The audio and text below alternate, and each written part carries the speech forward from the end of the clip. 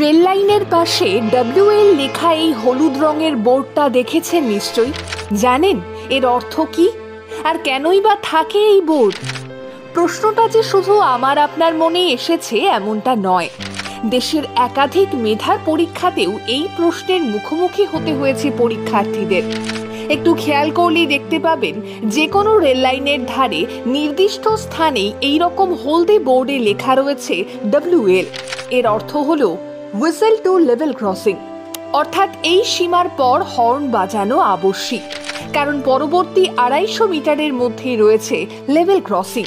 তাই ট্রেন চালিয়ে যাবার সময় রেল লাইনের ধারে এই বোর্ড দেখার পরই কর্মরত লোকো পাইলট হর্ন বাজান, যার ফলে সময় থাকতেই সাবধান হয়ে যান সকলে।